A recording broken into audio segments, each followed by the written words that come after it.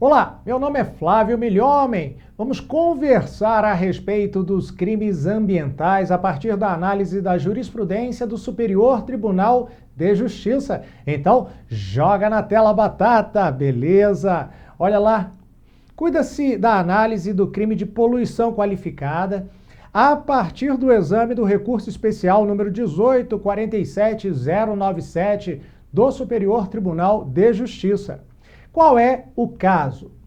O Ministério Público do Pará ofereceu ação penal por violação aos mandamentos proibitivos constantes do artigo 54, parágrafo 2º, incisos 1º, 2º, 3º e 4º, e parágrafo 3º. E no artigo 56, parágrafo 1º, incisos 1º e 2º, combinado com o artigo 58, inciso 1º, da Lei nº 9.605/98. Se você não se recorda, a Lei nº 9.605/98 é a Lei dos Crimes Ambientais. E muito embora eu saiba que você conhece a Lei dos Crimes Ambientais, eu quero apresentar especificamente os tipos penais que basearam a acusação do Ministério Público do Pará. Então, joga na tela aí, batatinha, olha lá. O primeiro tipo penal é aquele previsto no artigo 54 da Lei nº 9.605. Causar poluição de qualquer natureza em níveis tais que resultem ou possam resultar em danos à saúde humana ou que provoquem a mortandade de animais ou a destruição significativa da flora. A pena é de reclusão de 1 a 4 anos e multa. Parágrafo 2º. Se o crime tornar uma área urbana ou rural imprópria para a ocupação humana, causar poluição atmosférica que provoque a retirada, ainda que momentânea, dos habitantes das áreas afetadas, ou que cause danos diretos à saúde da população, causar poluição hídrica que torne necessária a interrupção do abastecimento público de água de uma comunidade, dificultar ou impedir o uso público das praias. A pena, então, deixa de ser de 1 a 4 anos e passa a ser a pena de reclusão de 1 a 5 anos. Esse é o artigo 54 da Lei dos Crimes Ambientais. É a causação de poluição de qualquer natureza. Mas a peça acusatória, a denúncia, ela vem acompanhado de outros dispositivos legais, outros tipos penais, além do artigo 54, especificamente os artigos 56 e 58. E é sobre eles que nós conversamos agora. Joga na tela aí, batatinha, olha lá. Antes disso, o artigo 54, parágrafo 3º, incorre nas mesmas penas previstas no parágrafo anterior quem deixar de adotar, quando assim o exigir a autoridade competente, medidas de precaução em caso de risco de dano ambiental grave ou irreversível. É importante que você verifique, então, a previsão legal não só pela realização da conduta comissiva, que é a causação da poluição, como também da conduta omissiva. Conduta omissiva que encontra a previsão neste parágrafo 3º, onde se diz que a conduta proibida é deixar de adotar. Deixar de adotar significa negligência no impedimento da poluição ou na necessidade de aplicação de medidas que reduzam esse risco de dano ambiental grave ou irreversível. Beleza? Continuamos. Joga na tela. Muito bem. Agora sim, o artigo 56. O artigo 56 traz como conduta proibida esta que se encontra descrita no preceito primário da norma penal incriminadora: produzir, processar, embalar, importar, exportar, comercializar, fornecer, transportar, armazenar, guardar, ter em depósito ou usar produto ou substância tóxica, perigosa ou nociva à saúde humana ou ao meio ambiente, em desacordo com as exigências estabelecidas em lei ou nos seus regulamentos. A pena é de reclusão de 1 a 4 anos e multa. Nas mesmas penas incorre quem abandona os produtos ou substâncias referidos no caput ou os utiliza em desacordo com as normas ambientais ou de segurança. Inciso 2º, manipula, acondiciona, armazena, coleta, transporta, reutiliza, recicla ou dá destinação final a resíduos perigosos de forma diversa da estabelecida em lei ou regulamento. Vem cá comigo na 1, batatinha.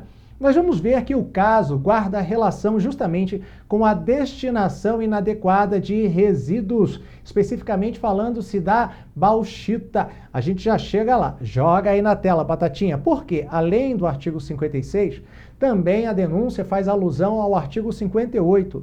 Nos crimes dolosos previstos nesta seção, as penas serão aumentadas de 1/6 a 1/3 se resulta dano irreversível à flora ou ao meio ambiente em geral.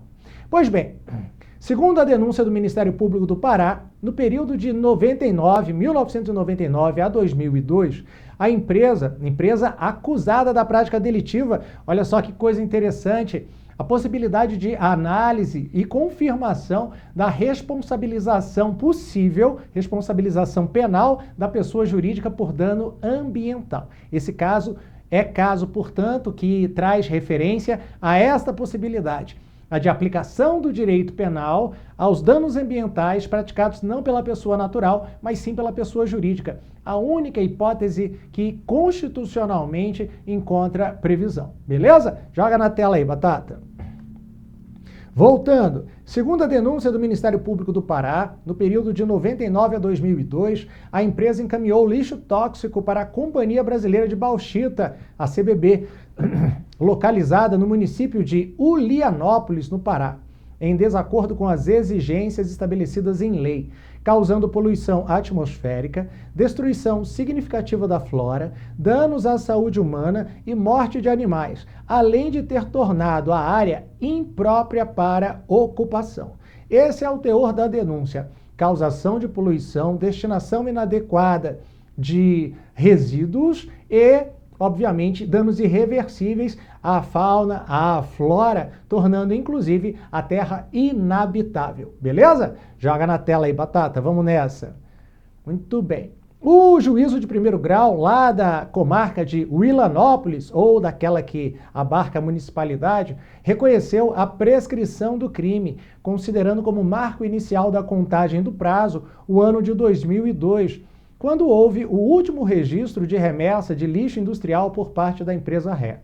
A decisão foi reformada pelo Tribunal de Justiça do Pará, graças a recurso do Ministério Público do Pará, o qual entendeu que o crime continuava a ser praticado, pois a empresa não removeu os resíduos tóxicos nem providenciou a reparação do dano. Vem cá comigo na 2, Batatinha.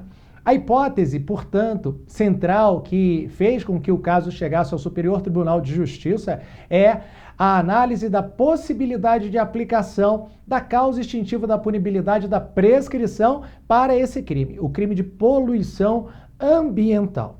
Basicamente, esse é o objeto da discussão do recurso especial e que vai nos levar à análise da doutrina, da dogmática penal, ao se classificar um crime como permanente ou instantâneo de efeitos permanentes e, na sequência, identificar a forma adequada de aplicação da causa extintiva da punibilidade da prescrição, que encontra previsão no artigo 107 do Código Penal. Então, vamos lá, joga na tela. Beleza, garoto? Olha lá. Crime instantâneo versus crime permanente. No crime permanente, o momento consumativo é uma situação duradoura cujo início não coincide com a sua cessação. Quando você estuda, certamente o autor faz alusão à referência de que o crime permanente é aquele cuja conduta se protrai no tempo. Ou seja, dia após dia, a conduta proibida é realizada pelo seu agente, pelo agente da conduta. É isso que caracteriza o crime permanente. São várias as hipóteses que nós podemos citar como exemplo. A posse ilegal de arma de fogo, a ocultação de cadáver, a extorsão mediante sequestro enquanto a vítima permanece sob o julgo de seus algozes, e nós vamos ver também questões relativas aos crimes ambientais. Além dessa protração, dessa repetição no tempo da conduta proibida dia após dia, existe uma outra característica para o crime permanente que eu posso mostrar para você agora. Joga na tela aí, Batatinha, é essa aqui, ó. Além disso, a manutenção da situação de permanência depende da vontade do agente. É isso que caracteriza o crime permanente. Eu vou até utilizar a minha canetinha chamadora de atenção para que você não se esqueça. Muito bem. A manutenção da situação de permanência depende da vontade do próprio agente. É a característica do crime permanente. Beleza? Massa! E os crimes instantâneos, hein, professor? Nos crimes instantâneos de efeitos permanentes, o resultado da ação é permanente e não a conduta do agente. O retorno à situação anterior, nesses casos, foge à sua alçada. Crime instantâneo é aquele onde se confundem, no mesmo contexto temporal, a conduta e o resultado. Existem crimes onde o resultado é reversível, por exemplo, no furto, onde há a possibilidade de devolução da coisa subtraída, mas existem crimes onde o resultado é irreversível, por exemplo, no caso do homicídio. Então, crime instantâneo de efeito permanente é aquele onde a repetição não é da conduta, mas sim dos efeitos do resultado. E é isso que faz a distinção entre um crime permanente e um crime instantâneo de efeito permanente.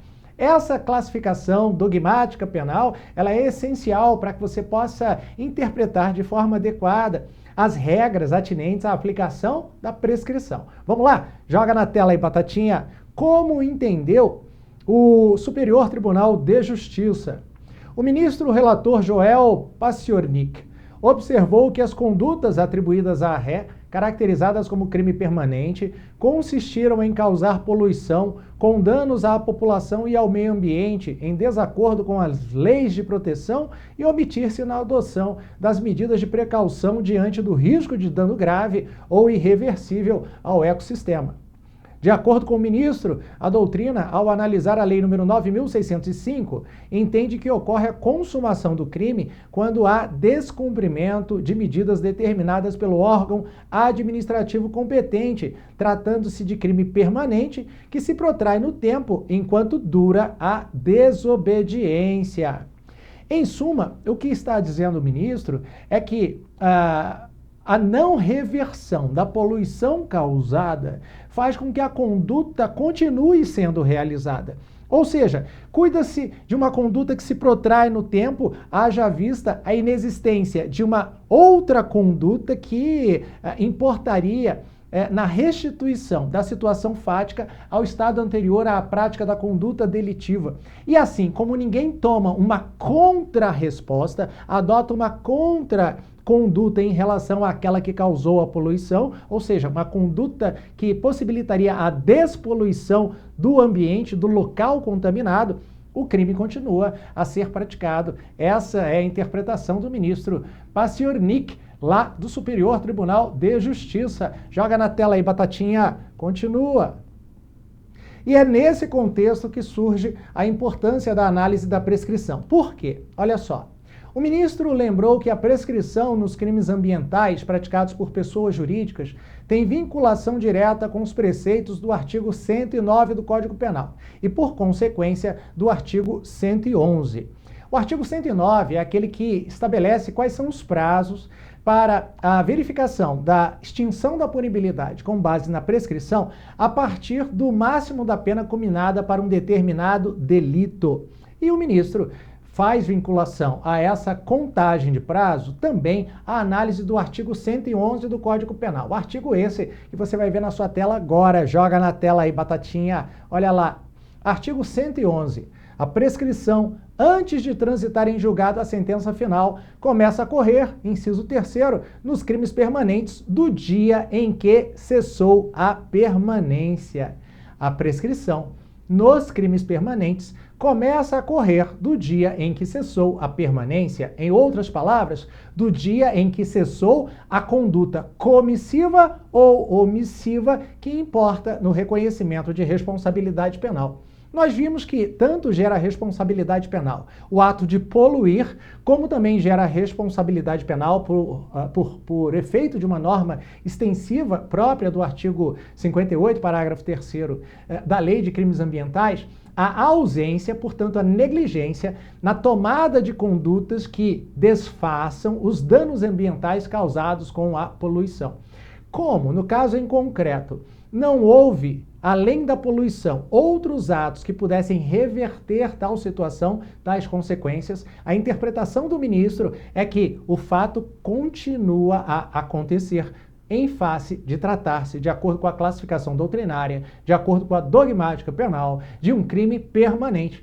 E nos crimes permanentes, a partir de quando se conta a prescrição? Artigo 111, inciso 3º, do dia da cessação da conduta. Como não houve despoluição, o crime continua a ser cometido dia após dia, enquanto não for tomada a medida devida. Logo, não há que se falar em prescrição da responsabilidade penal da empresa que, com a sua conduta, destinou resíduos sem o cuidado necessário até outra empresa lá no interior do Pará, causando poluição à flora, à fauna e tornando a terra inabitável. Meu querido, minha querida, eu espero que você tenha gostado. Essa foi mais uma análise da jurisprudência dos tribunais superiores. Mas antes de nós nos despedirmos, um último aviso. Joga na tela aí, Batatinha. Olha lá. O ministro do Superior Tribunal de Justiça trouxe, para encerrar essa nossa conversa, a seguinte fundamentação no seu voto. A meu ver, esse posicionamento vem tomando força e deve ser a linha de orientação a ser seguida, considerado bem jurídico constitucional de elevado valor a que a lei faz referência. Direito ao meio ambiente ecologicamente equilibrado, que legitima a intervenção do Estado no controle das ações praticadas a seu desfavor, devendo ser promovida a efetiva aplicação das normas penais, concluiu o ministro. Pronto, agora sim, agora o último aviso. Joga na tela aí, Batatinha. Beleza. Olha só, se você gostou da aula, ótimo, então aproveita e acompanha o Milhomem nas redes sociais. No Instagram, @prof.flaviomilhomem, no Facebook, Professor Flávio Milhomem, no YouTube, canal do Professor Flávio Milhomem. E se você quer alguma sugestão, tem alguma dúvida, tem interesse nos cursos do Professor Flávio Milhomem, manda pra gente um e-mail no atendimento@profflaviomilhomem.com.br. Beleza? Vem cá comigo, Batatinha. Meu querido, minha querida, muito obrigado pela sua audiência qualificada e não se esqueça, se deu certo para mim, vai dar certo para você. Valeu!